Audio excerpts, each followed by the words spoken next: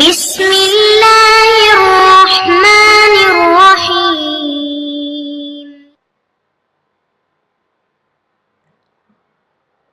அஸ்ஸலாமு அலைக்கும் வரஹ்மத்துல்லாஹி வபரகாத்துஹு.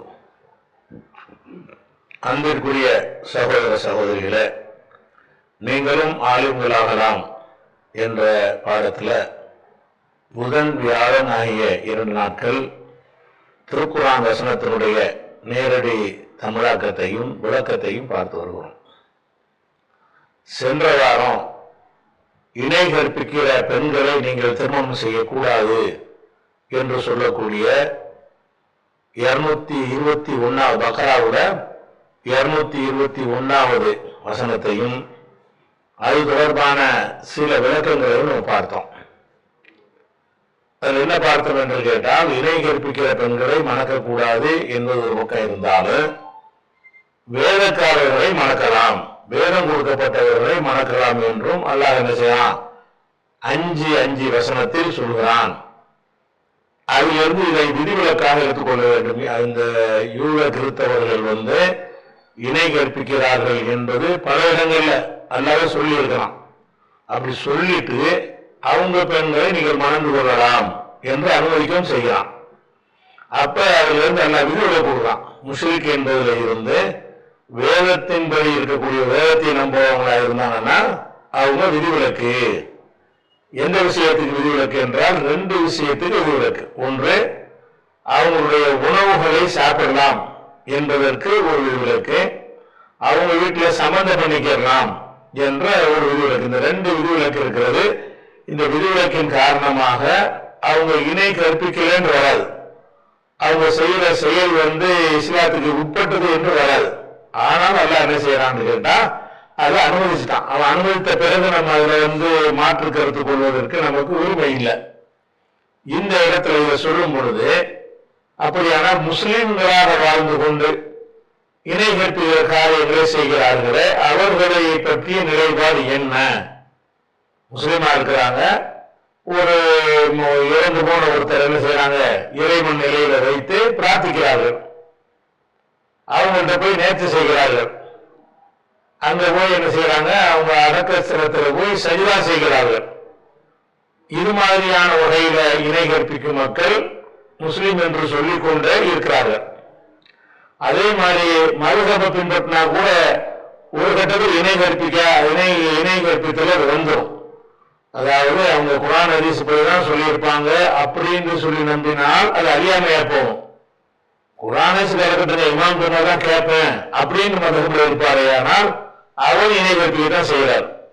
அப்படிப்பட்டவர்கள் இந்த சமூகத்தில் இருக்கிறார்கள். அதே மாதிரி பில்லி சூனியம் இதெல்லாம் அல்லாஹ்வுடைய சக்தி மாதிரி உள்ள ஒரு விஷயம், அதை ஒரு சூனியக்காரனுக்கு ஏழும் என்று நினைப்பார்களே, ஆனால் அது ஒரு வகையில இணை கற்பித்தல தான் வருகிறது.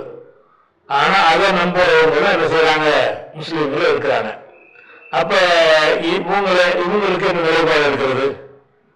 அவங்க வீட்டு பெண்களை முடிக்கலாமா, தான்மானம் முடிக்கலாமா அப்படின்ற வந்துச்சுன்னு சொன்னா, இந்த திருமண விஷயத்திற்கு சரியான பார்வை என்னவா இருக்குன்னு கேட்டா, வேலைக்காரர்களுக்கு எல்லாம் சொல்லியிருக்கிறாங்க, அதுக்குள்ள இவர்கள் அனுப்புவார்கள். இவங்களும் வேலைக்காரர்கள் தானே. வேலைக்காரர்கள் அன்னைக்கு இவங்க திருத்தவர்கள் தான் வேலைக்காரர் சொல்லப்பட்டாம, அது இன்றைக்கு வேதமுடையவர்கள் என்பதுல குர்ஆன் வேதம் தானே. அப்ப வேதக்காரர்கள் என்பதுல குர்ஆன வேதமா நம்புறான். அவங்க நம்புற மாதிரியே மறுமை சபாத்து மற்ற எல்லாத்தையுமே அவனு விசாரணை எல்லாத்தையும் நம்புகிறான். அல்லாஹ்வுடைய தூதர்மார் வருவாங்கன்னு நம்புறான். கபருடைய வாழ்க்கையை நம்புறான். அந்த சில கொள்கைகளை தப்பா புரிந்து கொண்டு என்ன செய்யறான், ஈசா நபியை பற்றி அவங்க நம்புற மாதிரி இவன் சில பெரியார்களை பற்றி இவன் தப்பா நம்புறான். அப்படின்னு வச்சு பார்க்கும் பொழுது, இந்த கல்யாண விஷயத்திலையும் அவங்க அடுத்தவை உண்ணுகிற விஷயத்திலையும் இவங்களையும் வேலைக்காரர்கள் பற்றியெல்லாம் சேர்க்கணும். கல்யாணம் பண்ணக்கூடாது அப்படின்னு சொல்வது, எதுக்காக கல்யாணம் பண்ணக்கூடாதுங்கிறோம் நம்ம மனசு ஏன் சொல்லுதுன்னு கேட்டா, அவர்களை திருமணம் செய்வதன் மூலமாக நம்ம ஷிர்கான விஷயங்களை நம்ம ஆதரிக்கிறதாயிரும், சப்போர்ட் பண்ணதாயிரும். ஒரு வேலைக்கார பெண்ணை கல்யாணம் பண்றோம் வைங்க, அந்த வேலைக்கார பெண்ணு அவருடைய வழிபாட்டு முறை எப்படி இருக்கு, ஷிர்கான பிற விஷயங்கள் செய்வாங்க. நம்ம வீட்டில் இருந்துட்டு செய்வாங்க, நமக்கு மனைவியா இருந்து கொண்டு அது செய்வாங்க. அப்படி செய்வாங்கன்னு தெரிஞ்சுதான் அல்ல என்ன செய்யறான், அதை அனுமதிக்கிறான், கல்யாணம் பண்றது அனுமதிக்கிறான். அந்த மாதிரிதான் இவங்க எது செஞ்சா கூட கல்யாண விஷயத்தை பாதிக்குமா என்றால், இந்த வேலைக்காரர்களுடைய இடத்தில் இவர்களை வைத்து பார்த்தோம் என்று சொன்னால், தேவைன்னா கல்யாணம் பண்ணிட்டு போங்க, கல்யாணம் பண்ணுவதற்கு அந்த மோமின்னு அவங்க சொல்லிக்கிட்டு இருக்கிறாங்க, அது நமக்கு போகும்.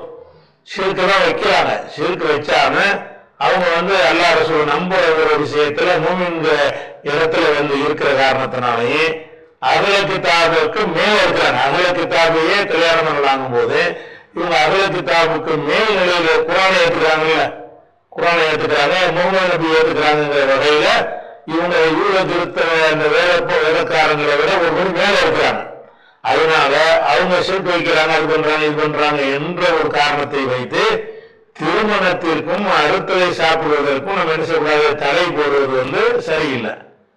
ஏன் அதை சரி போடுறாங்க, சரின்னு காண்றாங்கன்னு கேட்டா, அந்த கொள்கை பிடிப்பை காட்டுவதற்கு அந்த இவனு சொன்னார்ல, வேலைக்காரங்களை கல்யாணம் பண்ணலாம் நல்லா அனுமதிச்சிருக்கிறான். அவனு பண்றாரு, அல்லாவுக்கு ஈசா மகன் சொல்றாங்க, அதுக்கு மிஞ்சின ஷிர்க் என்ன இருக்குது, எப்படி கல்யாணம் பண்ணுவீங்கன்னு கேட்டார். அதாவது கொள்கை சார்ந்த அடிப்படையில் அந்த கேள்வி சரிதான். ஆனா அல்லாவுடைய வசனத்தை கட்டுப்படுங்கிற வகையில அவருடைய அதுவும் சரியில்லை. ஏன்னு கேட்டா அல்லாவை பெருசா எடுத்துக்கணும், நம்மளுக்கு என்ன பிரச்சனை இல்லை அப்படிங்கிற அடிப்படையில் நம்ம அதை இப்னு உமருடைய சொல்லமை ஏத்துக்கல. அதே மாதிரி இப்னு உமருடைய மனப்பான்மையில் இருக்கிற நம்ம தௌஹீதில் உள்ள சகோதரர்கள் இந்த மாதிரி மரபோதையை கல்யாணம் பண்ணக்கூடாது, ஆயுர்வேதிச கல்யாணம் பண்ணக்கூடாது, சலப்ப கல்யாணம் பண்ணக்கூடாது, இப்படி எல்லாம் சொல்வார்களே. ஆனால் அதுக்கு என்ன ஆதாரம்? கல்யாணம் பண்ணுவதற்கு ஷிர்க் வைக்கிறவர்களே கல்யாணம் பண்ணக்கூடாதுங்கிறது ஆதாரம் கொண்டாந்து காட்டுவாங்க. அதுதான் இந்த அகல கிதாபுக்கு எல்லா வீடுல கொடுத்துட்டாங்க, ஷிர்க் வைக்க கூடாதுதான். ஆனாலும் வேலைக்காரர்களாக இருந்தால் அவங்களுக்கு அல்லாஹ் ஒரு விதிவிலக்கை கொடுத்து விட்டான் போது கண்டிப்பாக அந்த வேலைக்காரர்கள் என்பதுல இன்றைக்கு இருக்கிற முஸ்லீம் பெயர் வாங்கி முஸ்லீமா இருந்தால் கூட அவர்கள் அடங்குவார்கள். அவங்க குர்ஆன்ங்கிற வேதத்தை ஏத்துக்கிட்டு இருக்கிறாங்க. அவங்க எப்படி தௌராத் இன்ஜீல் மாத்தி திருத்தன வேதம், அதெல்லாம் இது ஒரிஜினலான வேதம் குர்ஆன் என்பது. அப்ப அதை விட பல மடங்கு மேலான நிலையில் தான் இவங்க இருக்கிறார்கள் என்ற அடிப்படையில நம்ம திருமணம் செய்து கொள்ளலாம். அதே நேரத்தில் என்ன கவனத்தில் வைக்கணும்னு கேட்டா, அந்த ஈமானை குஃப்ராக்கிடக்கூடாது. நம்ம போய் அந்த கல்யாணம் பண்ணுவதால் நம்ம தடுமாறிடுவோம், நம்மள அந்த கொள்கைக்கு போயிடுவோம், நம்ம அந்த கொள்கையில காத்துக்கொள்ள முடியாது என்று யார் அஞ்சுகிறாரோ அவர் தடுக்கணும். கல்யாணம் பண்றது தடைன்னு சொல்ல இயலாது. இருந்தாலும் நீ என்ன செய்யணும், நீ திருமணம் செய்ய போது மனைவி தர்காவுக்கு போற ஒரு மனைவியாக இருந்தால், கணவன் தர்காவுக்கு போற கணவனாக இருந்தால், அது கட்டுப்பட்டு நீயும் போயிடுவாயாக இருந்தால், உறுதிப்பாடு கம்மியாக இருந்தால் அங்கேயே கல்யாணம் பண்ற, உன்னைய நீ அழிச்சுக்க கூடாது இல்லையா? அது அந்த மாதிரி ஸ்டடியாக இருக்கிற ஒரு நிலை இருக்கக்கூடியவர்களுக்கு அந்த அனுமதி இருக்கிறது. அப்படி இல்லைன்னா எப்படி வேலைக்காரர் விஷயத்துல நம்ம தவிர்த்து கொள்றது நல்லதுன்னு சொல்லுவோமோ, அதே மாதிரி தான் முஸ்லிமா இருந்து கொண்டு இந்த மாதிரி காரியத்தை செஞ்சால் என்ன செய்யணும், அதையும் தவிர்த்து கொள்வதுதான் அது சரியான ஒரு முறை. இது அவங்க சம்பந்தப்பட்ட. அது போக புகாரியில ஒரு ஹதீஸ் இருக்கு, கல்யாணத்தை பத்தி சொல்லக்கூடிய ஒரு ஹதீஸ். அந்த ஹதீஸ் 5090வது ஹதீஸ். அது என்ன வருதுன்னு கேட்டா, துன்கஹுல் மர்அத்துல் அர்பஈன், 4 நோக்கங்களுக்காக ஒரு பெண் திருமணம் செய்யப்படுகிறார். அது என்ன 4 நோக்கம் என்றால், லிமாலிஹா, அவரது செல்வத்திற்காக, ஒரு ஹசபிஹா, அவருடைய பாரம்பரியம், ராயல் ஃபேமிலிக்கு, அந்த ஃபேமிலிக்காக வேண்டி, ஒரு ஜமாலிஹா, அவருடைய அழகுக்காக வேண்டி, ஒரு தீனிகா, அவருடைய நன்னடத்தை மார்க்கத்துக்காக வேண்டி, இந்த 4 நோக்கத்திற்கு உலகத்தில் திருமணம் செய்யப்படுகிறது. நீ தீனுடையவர்களை மணந்து வெற்றி பெற்றுக்கொள். அப்ப தீனுடையவை தேர்ந்தெடுப்பது வெற்றிக்கு நல்லதுன்னு அடிப்படையில் தவிர அது கூடாதுன்னு எடுத்துக்கொள்ள. நீங்க திருமணம் செய்வதில் கோட்பாடு எல்லாம் கரெக்டா உள்ளதை தேர்ந்தெடுக்கிறதில் தான் வெற்றி இருக்கிறது. அதே நேரத்தில் அனுமதி இருக்குதா என்று கேட்டால் அனுமதி இருக்குது. என்ன கேட்டால் அந்த அகல கிதாபுக்கு அனுமதிப்பதை வைத்து அகல கிதாபுகள் ஷிர்க்கு தான் வைக்கிறார்கள் என்பது சந்தேகத்திற்கு இடமில்லாமல் இருந்தும் கூட, கல்யாண விஷயத்துக்கும் அந்த அறுத்த உணவுகளை உண்பதற்கும் அல்லாஹ் என்ன செய்யல, அந்த விதியை இறுக்கமாக்காம அதை தளர்வா வச்சிருக்கிறான் என்ற அடிப்படையில இப்படி ஒருத்தர் கல்யாணம் பண்ணாரையானால் தப்பு தகுதி மாப்பிள்ளையே கிடைக்கலன்னு சொல்லி நிறைய பேர் உட்கார்ந்துட்டு இருக்கிறாங்க. கிடைக்கலன்னா கொஞ்சம் நெருக்கமா உள்ள ஒரு வேற ஒரு இதுல கூட திருமணம் நம்ம சரியா இருப்போம் என்று இருந்தால் அந்த மாதிரி இருப்போம் என்றால் அதை நம்ம தடுக்க முடியாது. அதை விளைவிக்கணும். இது ஒரு விஷயம். அதுக்கு அடுத்த வசனம் இப்ப 222வது வசனத்தை பார்க்க போறோம். நபியே, உம்மிடத்தில் கேட்கிறார்கள், மேலும் கேட்கிறார்கள். அனில் மஹீலி, மஹீல் என்றால் ஹைல் மாதவிடாய். இந்த மாதவிடாய் என்பதற்கு ஹால என்ற சொல்லுடைய மஸ்தர் ஹைலுங்கிறாங்கல்ல, ஹைல் என்பது மஸ்தர் போறதுதான், மஹீல் என்பது அது மஸ்தர் தான். 33 அடிப்படையில் அதுக்கு அந்த மஸ்தர் வருங்கிறோம்ல 3 எழுத்து சொல்லுக்கு அந்த வகையில் உள்ளது. மஹீல் என்றால் மாதவிடாய். ஹைல் என்ற வார்த்தையை கொண்டும் சொல்வார்கள். மஃபீல் என்ற வார்த்தையில, அதாவது மஹீல் என்ற வசன்லையும் என்ன செய்வாங்க, அதனுடைய மஸ்தரை சொல்லுவாங்க. அப்ப ரசூலுல்லாஹ் என்ன செய்யறாங்கன்னு கேட்டா மாதவிடாயை பத்தி கேட்கிறாங்க. மாதவிடாயை பத்தி கேட்கிறாங்கன்னா அதனுடைய எதை பத்தி கேட்டிருப்பாங்க? ரசூலுல்லாஹ் மாதவிடாயை பத்தி கேள்வி கேட்கிறாங்கன்னா அதுல மார்க்கம் பண்ணத்தானே கேட்டிருப்பாங்க. மாதவிடாய் சம்பந்தமாக அது எதனால் வருகிறது, ஏன் வருகிறது, விஞ்ஞானத்தை கேட்டிருப்பாங்க. அதை கேட்க மாட்டாங்க. எதை கேட்டிருப்பாங்கன்னு கேட்டா அவங்களோட நம்ம மாதவிடாய் நேரத்துல குடும்பம் நடத்தலாமா, இல்லற வாழ்க்கையை தொடரலாமா, அந்த மாதிரியான விஷயம்தான் அவங்க கேட்டிருப்பாங்க.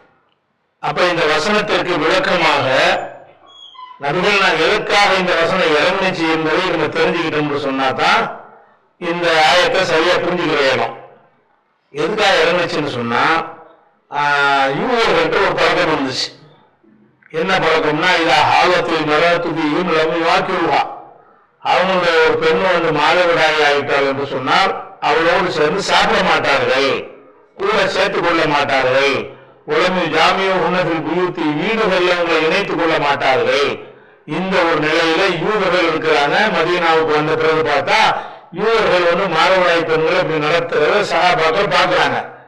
அப்ப அவங்க இப்படித்தான் நம்மளும் நடந்து வரணுமா, யூதர்கள் வேலைக்காரங்க தானே, அவங்க நடத்துற மாதிரி தான் நம்மளும் மாதவிடாய் நேரத்தில் நடந்து கொள்ளணுமான்னு சொல்லி ரசூலுல்லாஹ்வுடைய தோழர்கள் ரசூலுல்லாஹ்ட்ட கேட்கும் பொழுதுதான் அன்ஸலல்லாஹு தஆலா யஸஅலூனக அனில் மஹீல் இந்த வசனத்தை அல்லாஹ் இறக்குகிறான். இறக்கின உடனே ரசூலுல்லாஹ் சொன்னாங்க, இஸ்னவு குல்ல ஷைஇன் இல்ல நிக்காஹ். நிக்காஹ்னா கல்யாணம்னு அர்த்தம் இருக்குது, உடலுறவு கொள்ளுதல்ங்கிற அர்த்தம் இருக்குது. இந்த இடத்துல கல்யாணம் பண்ணிட்டாங்க. இந்த இடத்துல என்ன அர்த்தம்னா இஸ்னவுக்குள்ள செய்யும் அனைத்தையும் செய்து கொள்ளுங்கள், இல்ல நிக்காஹ், நிக்காவை தவிர உடலுறவு தவிர மாதவிடாய் நேரத்துல அவங்களோட சேர்ந்து படுத்துக்கலாம், அவங்க சமைச்சதை சாப்பிடலாம், அவங்களுக்கு ஊட்டி விடலாம், அவங்க தலையில மணியில தலை வச்சு கூட படுத்துக்கலாம். எந்த ஒரு வகையிலும் அவங்களை ஒதுக்க தேவை, அவங்க எல்லா வேலையும் பார்க்க சொல்லலாம், எந்த வகையிலும் அவங்க ஒதுக்கக்கூடாது, எல்லாத்தையும் எப்பவும் போலத்தான் இருந்துக்கிறேன்னு இல்ல நிக்காக இந்த குடும்ப வாழ்க்கையில ஈடுபடுவதை தவிர மற்ற அனைத்தையும் செய்து கொள்ளுங்கள் அப்படின்னு சொல்லி ரசூலுல்லாஹ் விளக்கம் கொடுத்துட்டாங்க.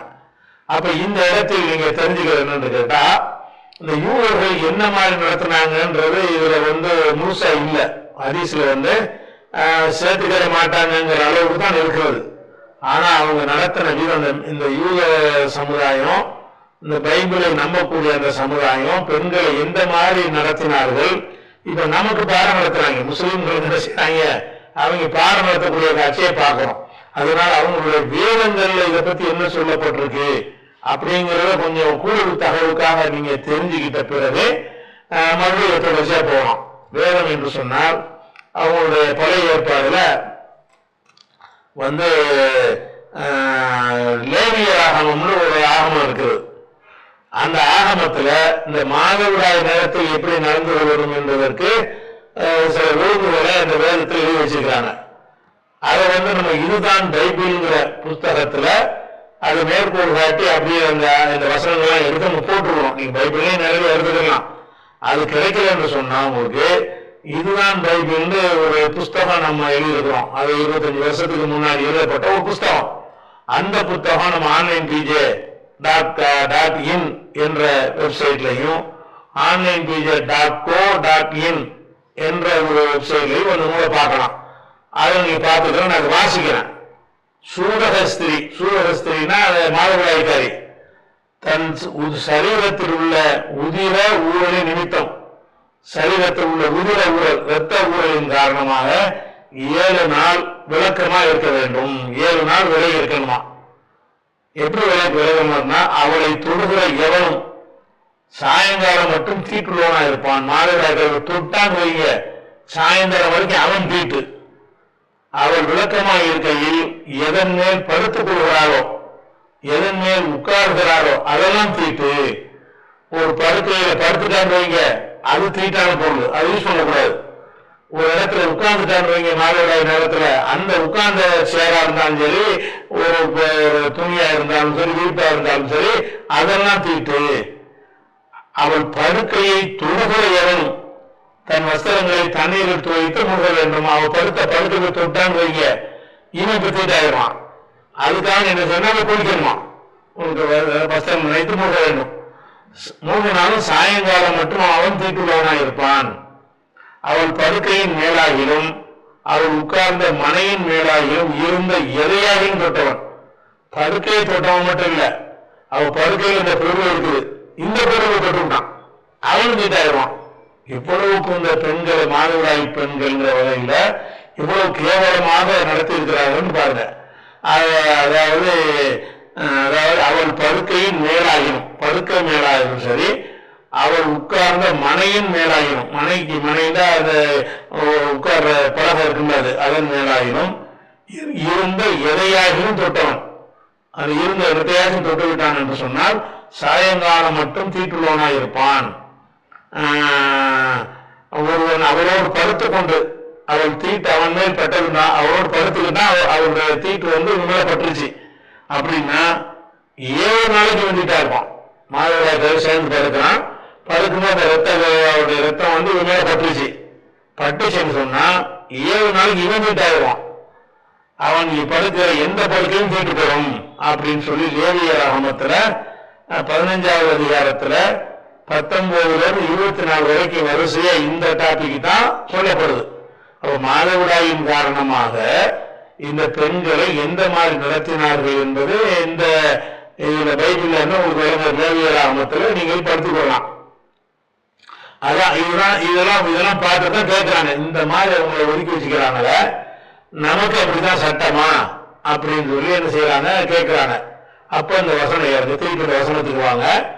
அதாவது அனில் மகை, மாதவிடாய் குறித்து உங்களிடத்திலே கேட்கிறார்கள். அப்ப என்ன கேட்கிறாங்க, எதை பத்தி கேட்கிறாங்க? யூதர்கள் மாதவிடாய் நேரத்துல பெண்களை முற்றாக ஒதுக்கி வைக்கிறார்களே, அது பற்றி கேட்கிறார்கள். அது பற்றி என்ன கேட்டிருப்பாங்க, நம்ம ஒதுக்கணுமான்னு கேட்கிறாங்க. அதுக்கு அல்ல சொன்னான், ஒரு தக்கரபூகுன்ன, அவங்களை நீங்கள் நெருங்காதீர்கள், ஹத்தா எத்துகுர்ன, அவங்க தூய்மையாகும் வரை நீங்கள் நெருங்காதீங்க. தூய்மையாக வரை நெருங்காதீங்கன்னா தொடாதீங்க அந்த அர்த்தத்துல இல்லை. ஏன்னா ரசூல்லா அந்த ஹதீஸ்ல நாங்க எடுத்துக்காட்டின ஹதீஸ் இருக்குல்ல, அதுல என்ன சொல்லிட்டாங்கன்னு கேட்டா, தூய்மையாகிறது என்பதற்கு அர்த்தம், நெருங்காதீர்கள் என்பதற்கு அர்த்தம் உடலுறவு கொள்ளாதீர்கள் தான். நெருங்காதீர்கள்னா கிட்ட போய் உட்கார்றதை எடுத்துக்கிறேன். ஆனால் இந்த இடத்துல நெருங்காதீர்கள் எதை சொல்லுது என்று கேட்டா, உடலுறவு கொள்வதைத்தான் சொல்லுகிறது என்று நபி அவர்கள் விளக்கம் கொடுத்துட்டாங்க. இஸ்னவுக்குள்ள செய்யும் இல்ல நிக்காக தவிர மற்ற எல்லாத்தையும் செஞ்சுக்கிறங்க அப்படிங்கிறதுனால, அப்ப நெருங்காதீர்கள் உலா தக்கரபூகுன்ன, அவர்களை நெருங்காதீர்கள், நெருங்காதீர்களுக்கு அர்த்தம் என்னன்னு கேட்டா, உடலுறவு கொள்வதற்காக நெருங்காதீர்கள். ஹத்தா எத்துகுர்ன, அவங்க தூய்மையாகுவது சொன்னா அந்த மாதவிட நிக்கிற வரைக்கும், நிக்கிறதுதான் ஒரு தூய்மையாகிற வரைக்கும் நீங்க நெருங்காதீங்க. அவங்க தூய்மையாக ஆகிவிட்டார்கள் என்று சொன்னால் நீங்க அவர்களிடத்துல செல்லுங்கள். மின் ஹைசு அமர்க்குமுல்லா, அல்லாஹ் உங்களுக்கு கட்டளையிட்டவாறு என்ன செய்யுங்க, அவங்களோட சந்தோஷமா இருங்க. அப்ப இந்த இடத்துல விளைவிக்க முடியுது. அவங்க தூய்மையாகிவிட்டால் அவங்கள்ட்ட நீங்கள் செல்லுங்கிறாங்க. அதுக்கு என்ன அர்த்தம்? உடல் உறவு அர்த்தம். அப்ப இந்த உடல் உறவு கொள்வதுதான் தடையிருக்கே தவிர பெண்களை ஒதுக்குறது கிடையாது. இன்னல்லாஹ் யுஹிப்பு தவ்வாபீன, அல்லாஹ் தௌபா செய்பவர்களை திரும்பிக் கொள்பவர்களை விரும்புகிறான். ஒரு ஹிப்புல் முத்தத்தஹீரீன் தூய்மையானவர்களையும் அல்லாஹ் விரும்புகிறான். அதனால நீங்கள் அந்த நேரத்தில் என்ன செய்யக்கூடாது, பெண்கள்கிட்ட நீங்க நெருங்கக்கூடாது. சரியா? ஒரு விஷயத்தை விட்டுட்டேன், இடையில ஒரு வரி விட்டுருச்சு. ஒரு எஸ்ஆலூன் கரையில் மகிழ் மாதவிடாயை பற்றி கேட்கிறார்கள். கூல் நபியை நீங்கள் சொல்லுங்கள், ஹுவ அதன், இதுதான் வாசிக்காம விட்டேன். ஹுவ அதன், அது ஒரு தொல்லை, அது ஒரு தொந்தரவு. மாதவிடாய் தொந்தரவான பெண்களுக்கு அது ஒரு தொல்லையா இருக்கிறது. நீங்கிக்கிறது, ஓங்கிக்கிறது. மகிழ் மாதவிடாயின் போது பெண்களை விட்டும் ஒதுங்கிக் கொள்ளுங்கள். ஒலா தக்கரபோ உண்ண, அவங்க நெருங்காதீங்க. ஹத்தா எத்துகுண்ண, அவங்க தூய்மையாகிற வரைக்கும் நீங்கள் நெருங்காதீங்க. அவங்க தூய்மையாக ஆகிவிடும் பொழுது அவரிடத்தில் நீங்கள் செல்லுங்கள், வாருங்கள் செல்லுங்கள். மின் ஹைசு அமரக்கும் அல்லாஹ், அல்லாஹ் உங்களுக்கு கட்டளையிட்டவாறு என்ன செய்யுங்க, நீங்க அவங்கள்ட்ட செல்லுங்க. இன்னல்லாஹ் யுஹிப்பு தவ்வாபீன, அல்லாஹ் திரு தவ்வாபினா தவ்வா செய்யலாம், திருந்துறான். திருந்து இதுக்கு நீங்க ஒதுக்கி வச்சிருந்தீங்கன்னு சொன்னா, அல்லது மாதவிடாய் நேரத்துல நீங்கள் உடலுறவு கொண்டு இருந்தீங்கன்னு சொன்னா திரும்பிக்கங்க, அல்லாஹ் விரும்புறான். இன்னல்லாஹ் யுஹிப்பு தவ்வாபீன, திரும்பிக் கொள்பவர்களை அல்லாஹ் விரும்புகிறான். ஒரு ஹிப்புல் முத்தத்தஹீரீன் தூய்மையாக இருக்கிறவர்களை விரும்புகிறான். அதனால இந்த மாதவிடாய் நேரத்தில் உணர்வு கொண்டா நீங்க தூய்மையை விரும்புகிற ஆளுக்கு கிடையாது அப்படிங்கிற மாதிரி இந்த 222 வசனம் சொல்கிறது. அப்ப இதுல இருந்து இந்த மாதவிடாய் நேரத்தில் நமக்கு தடுக்கப்பட்டது எது மட்டும்தான், தாம்பத்திய வாழ்க்கை மட்டும்தானே தவிர பாக்கி எதுவுமே என்ன இல்லை, நமக்கு தடுக்கப்பட்டது இல்லை. அதே மாதிரி இதுல ரசூல் ஸல்லல்லாஹு அலைஹி வஸல்லம் அவர்கள் இந்த மாதவிடாய் நேரத்துல பெண்கள்கிட்ட எப்படியும் நடப்பாங்கிறதுக்கு நிறைய ஹதீஸ்கள் இருக்குது. எந்த அளவுக்கு இருக்குன்னு கேட்டா, ஆயிஷா நாயகி சொல்றாங்க, ரசூல் ஸல்லல்லாஹு அலைஹி வஸல்லம் அவர்கள் பள்ளிவாசல்ல ஏத்திகாஃப் இருப்பாங்க. அப்படி ஏத்திகாஃப் இருக்கும்போது பள்ளிவாசல்ல வீடு ஒண்ணுதான். பள்ளிவாசல்ல இருந்து இப்படி ஒரு கதவு மாதிரி இருக்கு, அந்த கதவு போட்டு முடிஞ்சா உள்ள வீடு, அதுல இருந்து வந்தா பள்ளிக்கு வந்துடலாம். பள்ளிவாசல் கிப்லா திசையில் தான் வீடுடைய வாசல் இருக்கும். அப்ப ரசூலுல்லாஹ் என்ன செய்வாங்கன்னு கேட்டா, தலையை இந்த பள்ளிவாசல்ல இருந்து உள்பக்கமாக வீட்டு பக்கம் நீட்டுவார்கள். நான் அவங்களுடைய தலையை கழுவி நான் சீவி விடுவேன் மாதவிடாய் இருக்கும்போது அப்படின்னு ஆயிஷா நாயகி சொல்றாங்க. மாதவிடாய் இருக்கும்போது அவங்க பள்ளிக்குள்ள இருப்பாங்க, நான் வீட்டுக்குள்ள இருப்பேன். பள்ளியில இருந்து இப்படி தலையை நீட்டுவாங்க, தலை மட்டும் வீட்டுக்குள்ள வரும். நான் வீட்டுக்குள்ள இருந்த மணிக்கு அவங்களுக்கு தலையை ரஜ்ஜினும் ஆயினும் மாதவிடாய் இருக்கும்போது நான் தலை வாரி விடுவேன். அப்படிங்கும்போது இந்த மாதவிடாய்க்காரங்களை ஒதுக்கலைங்கிறது தலைவாரி விடுற அளவுக்கு நெருக்கமாக இருந்தார்கள் என்பது நம்ம பார்க்கிறோம். அதே மாதிரி ரசூல் ஸல்லல்லாஹு அலைஹி வஸல்லம் ஆயிஷா நாயகி சொல்றாங்க, மாதவிடாய் நேரத்துல அந்த சாப்பிடுறதுக்கு சேர்த்துக்கிற மாட்டாங்கல்ல யூதர்கள், பக்கத்துல வச்சுக்க மாட்டாங்க. அதுக்கு ஆயிஷா நாயகி சொல்றாங்க, எலும்பு சாப்பிடும்போது எலும்பு இருக்கும்ல இறைச்சியில, அந்த எலும்பு எடுத்து நான் கடிப்பேன். கடிச்சிட்டு மாதவிடாய் நேரத்துல நான் ரசூலுல்லாஹ்ட்ட கொடுப்பேன் எப்பவும் போல. அவங்க நான் வாய் வைத்த இடத்தில் வைத்து அவங்க கடித்து என்ன செய்வாங்க, சாப்பிடுவாங்க. அதே மாதிரி தண்ணியை குடிச்சிட்டு நான் கொடுப்பேன், நான் வாய் வச்ச இடத்துல தண்ணியை வச்சு அவங்க அதை குடிப்பாங்க மாதவிடாய் நேரத்துல அப்படின்னு சொல்லி ஆயிஷா நாயகி சொல்றாங்க. அப்ப மாதவிடாய் என்ற நேரத்தில் எந்த ஒன்றையும் நம்ம என்ன செய்யக்கூடாது, ஒழுக்கவே கூடாது எல்லாமே. அதே நேரத்துல தொழுகை கூடாதுங்கிறது வேற ஒரு ஆதாரங்கள் மூலம் சொல்லக்கூடாது. தொழுகிறது கூடாது, தொழுகைக்கு தூய்மை வேணும் இல்லையா, அது இறைவனுக்கு செய்யற வணக்கம். இது மனிதன் செய்யற விஷயத்தை தான் இந்த வசனத்தில் சொல்லப்படுறது. அதே நேரத்தில் இறைவனுக்கு செய்யற வணக்கம்னு எடுத்துக்கிட்டீங்கன்னா, மாதவிடாய் ரத்தம் வந்துகிட்டே இருக்கும்போது எப்படி தொழுகை தூய்மை இல்லாம இருக்கல, அவங்க தொழுகையை பெற்ற வேண்டிய இருக்கிறது. அந்த தொழுகையை திருப்பி கூட அவங்க தரக்கூடாது, முடிஞ்சிருச்சு அவ்வளவுதான். அதுக்கு அடுத்தது அப்ப மாதவிடாய் நேரத்துல எல்லாமே எதுவுமே தடை கிடையாது. மாதவிடாய் நேரத்துல தாம்பத்தியம் நடத்துறது மட்டும்தான் தடையே தவிர பாக்கி உள்ள எப்பவும் உள்ள காரியங்களை எல்லாம் நீங்கள் செய்து கொள்ளலாம் அப்படிங்கிறது இந்த யூதர்களுக்கு கவுண்டராக இந்த வசனத்தை அல்லாஹ் இறக்கி அவங்கள்ட்ட மாறுபடுற மாதிரி ஆக்கியலாம். அடுத்ததாக அடுத்த வசனம் 223, நிசாவுக்கும் ஹர்சுல்லக்கும், உங்களுடைய மனைவிமார்கள், ஹர்சு என்றால் விவசாயம் பண்றதுக்குரிய நிலம் இருக்குதுல, அதை ஹர்சு விளை நிலம் வச்சுக்கோங்க. நிசாவுக்கும் உங்களுடைய மனைவிகள், நிசாவுடைய பெண்கள் அர்த்தம். இந்த பெண்கள்ங்கிறத ஒரு ஆளோட சேர்த்துட்டாங்கன்னா மனைவின்னு அர்த்தமாயிரும். உங்கள் சில உங்கள் பெண்கள்னா உங்கள் மனைவின்னு அர்த்தமாயிரும். வெறுமன நிசான பெண்கள். அப்ப நிசாவுக்கும் உங்களுடைய மனைவிமார்கள், ஹர்சுன் லக்கும் உங்களுக்கு விளை நிலங்களாக ஆவார்கள், விளை நிலங்களாக ஆவார்கள். ஃபது ஹர்சக்கும் அன்னா ஷேத்தும் உங்களுடைய விளை நிலங்களுக்கு, அண்ணா அண்ணாங்கிறது கைஃபேங்கிற அர்த்தம். அண்ணாங்கிறது என்ன அர்த்தம்? அண்ணாங்கிறதுல இது எப்படி அப்படிங்கிறதுக்காக வேண்டி பயன்படுத்துற ஒரு சொல்லு. ஃபது ஹர்சக்கும் நீங்கள் உங்களுடைய விளைநிலங்களுக்கு செல்லுங்கள், அன்னாசித்தும் நீங்கள் விரும்பியவாறு செல்லுங்கள் அப்படிங்கிற ஒரு விஷயமும் இதுல அடுத்த வசனத்தில் என்ன செய்யலாம். பொதுவா மனைவிமார்களுடைய மனைவிமார்களோட இப்படி குடும்ப வாழ்க்கை நடத்துறது என்ற சட்டத்தை இதன் மூலம் நல்ல விளக்கலாம். இது எதுக்கு வந்துச்சு என்று கேட்டால், இந்த வசனம் இறங்கினதுக்கு ஒரு காரணம் இருக்குது. அது என்ன காரணம் கேட்டால், அது புகாரில 4528வது ஹதீஸில் இருக்கிறது காரணம். என்ன சொல்றாங்கன்னா, காணத்தில் எவ்வளவு தப்போது யூதர்கள் சொல்லிக் கொண்டிருந்தார்கள்.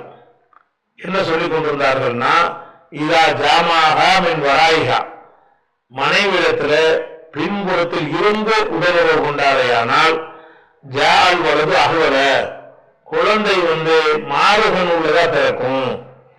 பெண்ணோட சேரும் பொழுது பின் அதாவது பின் துவாரத்தில் உடவு கொள்வது ஹரம், அதல்ல. இது பின்புறத்தில் இருந்து முறையாக உடவு கொள்ளக்கூடாதுன்னு சொல்லி வச்சிருந்தாங்க. ஜால் வலது அகவல அவ குழந்தை அகவல்னா மாறுகன் உள்ளதாக என்ன செய்யும், கண்ணு மாறுகன் 1.5 கண்ணு வாங்கல, அந்த 1.5 கண் உள்ள மாதிரி இப்ப குழந்தை வந்துடும் என்று யூதர்கள் சொல்லிக் கொண்டிருந்தார்கள். அவங்களுக்கு கவுண்டராக என்ன செய்யறான்னு கேட்டா, நிசாவுக்கும் ஹர்சுல்லக்கும் நீங்க உங்க மனைவி உங்களுக்கு விளை நிலம், நீங்க எப்படி வேணாலும் பண்ணிக்கிறங்க. மனைவிமாரோட உறவு கொள்வதற்கு எந்த முறையில் நீங்கள் உறவு கொண்டாலும் அதுல தப்பு. விளை நிலம் இருக்குன்னு நிலத்துல இருந்துகிட்டு ஒருத்தன் இப்படி விதையை போட்டாலும் முளைக்கும், இப்படி போட்டாலும் முளைக்கும், எந்த மாதிரி போட்டாலும் முளைக்கும், விதை முளைக்கிறது அந்த மாதிரிதான். அது விளை நிலங்கள்ங்கிற ஒரு உதாரணத்தை சொல்லிவிட்டு எல்லாம் என்ன செய்யறான், அண்ணா இதுக்குதான் இறங்குச்சு. இந்த வசனம் இறங்குவது காரணம் என்னன்னு கேட்டா, இந்த யூதர்கள்ட்ட இந்த விஷயத்தை தப்புன்னு சொல்லிட்டு இருந்தாங்க. மனைவி இடத்துல குடும்ப வாழ்க்கை நடத்துறதா இருந்தா நேரடி பொசிஷன்ல மட்டும்தான் நடத்தணும், வேறு விதமான முறையில குடும்ப வாழ்க்கை நடத்தக்கூடாதுன்னு சொல்லி அது ஒரு பெரிய சடங்காக அவங்க கடைபிடித்து வந்தார்கள். அல்ல என்ன செய்யறான், அவங்க விளை நிலம், உங்களுக்கு விளை நிலம், விளை நிலம்ங்கிறது விளை நிலத்துல எப்படி இருந்தா என்ன, எந்த மாதிரி வேணாலும் நீங்க விவசாயம் பண்ணிக்கிறங்க அப்படிங்கிற கருத்துப்பட எல்லா அர்த்தமும் அதுக்குள்ள அடங்குற மாதிரி எல்லாம் என்ன செய்யறான் சொல்றான். நிசாவுக்கும் ஹர்சுல்லக்கும் உங்களுடைய மனைவிமார்கள் உங்களுக்கு விளை நிலம், ஹர்தக்கும் அன்னாசேத்தும் உங்களுடைய விளை நிலத்திற்கு நீங்கள் செல்லலாம், அன்னாசேத்தும் நாடினான், சேத்தும் நீங்க நாடியவாறு, அண்ணா கைஃப சேத்தும் அர்த்தம். அண்ணா சேத்தும் என்றால் கைஃப சேத்தும் நீங்க நாடியவாறு அவங்கள்ட்ட என்ன செய்யலாம், உடலுறவு கொள்ளலாம் அப்படின்னு இந்த வசனத்தில் எல்லாம் சொல்றாங்க. அது உங்கள் மனைவிமார்கள் உங்களுக்கு விளை நிலம் வருது. இது இப்ப நவீன காலத்துல என்ன செய்யறாங்கன்னு கேட்டா, குழந்தை இல்லாத தம்பதிகள் வெவ்வேறு முறைகள்ல குழந்தை பெற்றுக் கொள்வதற்கு வழிமுறை கண்டறியப்பட்டிருக்கிறது. ஒரு ஆணுடைய அந்த கணவனுடைய உயரம் பலவீனமா இருந்து அது நீந்தி சென்று கர்ப்பப்பைக்கு போக முடியாமல் இருந்தால் என்ன செய்யறாங்கன்னு கேட்டா, அந்த உயிரம் பிரிச்சு எடுத்து அதை சினை முட்டையும் தனியை எடுத்து அது ரெண்டையும் ஒரு குழாயில வைத்து வளர்த்து ஒரு குறிப்பிட்ட வளர்ச்சி வந்த பிறகு என்ன செய்யறாங்க, அந்த மனைவியுடைய கருவறையில செலுத்தி அதை வளர்த்து இருக்கிறாங்க. இப்படி செய்யலாமான்னு ஒருத்தர் கேள்வி வைக்கிறாரு. அதான் செய்யறேன். ஏன்னு கேட்டா, உங்க மனைவி உங்களுக்கு விளைநிலம், உங்களுக்கு விளைநிலம் கேட்டா கணவனாக இருக்கக்கூடியவருடைய உயிரை கொண்டுதான் இந்த வேலையை செய்யணும். புள்ள இல்லைங்கிறதுக்காக வேண்டி விந்தன்னு வச்சிருப்பாங்க, எவனுடைய விந்து எடுத்து வச்சிருப்பாங்க. அதன் மூலம் குழந்தை பெறலாமான்னா அது பெற முடியாது. ஏன் பெற முடியாது? இந்த வசனமே சொல்லுது. எப்படி? உங்க மனைவி உங்களுக்கு தான் விளைவுகள், அடுத்தவனுக்கு கிடையாது. அப்ப அடுத்தவனுடைய உயிரணுவை கொண்டு வந்து நீங்க உங்களுடைய கருவறையில் செலுத்திக் கொள்ளக்கூடாது. அப்ப நிசாவுக்கும் உங்கள் மனைவி உங்களுக்கு விளைநிலம் என்றால் கணவனுடைய உயிரணுவை தான் அவர் பெற்றுக்கொள்ள வேண்டும். நேரடியா உடலுறவின் மூலமா பெற்றாலும் சரி, அல்லது செயற்கை முறையில பிரித்தெடுத்து அப்படி பெற்றாலும் சரி, உங்களுடைய மனைவி உங்களுக்கு ஒரு விளைநிலம் அப்படின்னு கணவன் அல்லாத யார் மூலமாகவும் ஒரு பெண் வந்து பிள்ளை பெறக்கூடாது. நவீன காலத்தில் எத்தனை முறைகள் கண்டறியப்பட்டாலும் அதுல வந்து எப்படி பிரிக்கணும்? கணவனுடைய உயிரினவை கொண்டு அந்த சிகிச்சை முறை இருக்குதா, அது மார்க்கத்தில் கூடும். கணவன் அல்லாத கணவனுக்கு சில பேர் கணவனுக்கு வந்து உயிரினமே இருக்காது, அதாவது இல்ல வாழ்க்கை ஈடுபடுவாங்க. அந்த விந்துல வந்து என்ன இருக்காது? உயிரணு இருக்காது. அப்ப குழந்தை உருவாக சான்ஸே இல்லை, பிரித்து எடுத்து உருவாக்க முடியாது. அப்படிப்பட்ட நிலையில் இருக்காருங்கும் போது நம்ம என்ன செஞ்சிருக்கோம்? கணவனுக்கு அது மாதிரி இல்லை, வேற ஒருத்தனுடைய உயிரினை எடுத்து நம்ம வந்து குழந்தை பெற்றுக்கலாம்னு ஒரு பெண் முடிவு எடுத்தால் தப்பு மார்க்கத்தில் கூடாதீங்க. அவங்க கணவனுக்கு தான் நீங்க வந்து விலை நிலைமையை தவிர அடுத்தவனும் கிடையாது. அப்ப அந்த மாதிரியான நிலையில அவங்க என்ன முடிவு எடுக்கணும்னா, ஏதோ பிள்ளை எடுத்து அந்த பாசமா வளர்த்துட்டு போங்க. அப்படி இல்லைன்னு சொன்னா என்ன செய்யுங்க? அந்த குழந்தைதான் வேணும் ஒரு நிலையா இருந்தா 2 பேர் பேசி வச்சு, எனக்கு குழந்தை பெறக்கூடிய தன்மை இல்லை, நம்ம பிரிஞ்சுக்கிறோம், நீ ஒரு நல்ல ஒருத்தனை வாழ்க்கை போட்டு கல்யாணம் பண்ணிட்டு போகணும்னு சொல்லி என்ன செய்யணும்? அதுக்குரிய அதுதான் செய்ய வேண்டிய சரியான முறையை தவிர கணவன் தன்னை குழந்தை பெற தன்மை இல்லைங்கிற காரணத்துக்காக வேண்டி கணவன் அல்லாதவர்களுடைய அந்த உயிரினை எடுத்து என்ன செய்வார்? ஒரு பெண்ணு குழந்தை தரிப்பதற்கு முயற்சி பண்ணக்கூடாது. அது எல்லாமே வந்து இழந்து வருகிறது. உங்களுடைய மனைவி உங்களுக்கு விளைநிலம், அந்த விளைநிலத்துக்கு வருவது வந்து எந்த மாதிரி வேணாலும் வாங்க, நீங்களும் வரணும். உங்களுடைய விளைநிலத்திற்கு நீங்கள் வாருங்கள், அன்னாசியத்தும் நீங்கள் விரும்பின மாதிரி வாருங்கள். அப்ப நேரடியா தாம்பத்தியத்தின் மூலமாக வேண்டாலும் பெற்றுட்டு போங்க, அல்லது நவீனமான முறைகள் கண்டறிகிறாங்கல்ல அந்த மாதிரியான முறைகளை பயன்படுத்தி வேண்டாலும் என்ன செய்யுங்க? நீங்க வந்து குழந்தை பெற்றுக் கொள்ளலாம். அப்ப விவசாயத்துக்கு எல்லாம் ஒப்பிடலாம். விவசாயத்துக்கு ஒப்பிட்டு ஒரு விவசாய நிலம்ங்கிறது விவசாயிக்கு தானே சொந்தம். அதே மாதிரி மனைவியுடைய அந்த கற்பப்பை என்கிற ஒரு விவசாய நிலம் வந்து கணவனுக்கு தான் சொந்தம். கணவன் அல்லாதவருடைய எந்த ஒரு பொருளையும் அதுல விளைவிக்க கூடாது அப்படிங்கிற அளவுக்கு அந்த சட்டத்தை இப்ப நவீன காலத்துல இந்த ஒரு சொல்ல வச்சு நம்ம எடுக்கலாம்.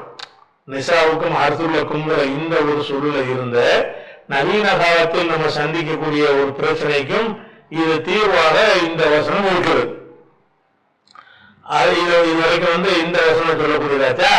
அதை தொடர்ந்து சில தாம்பத்திய வாழ்க்கைக்கு சில அறிவுரைகள் எல்லாம் சொல்றான். அந்த அறிவுரை வந்து நம்ம நாளைக்கு பாடத்தை பார்ப்போம். சொல்லுவாங்க.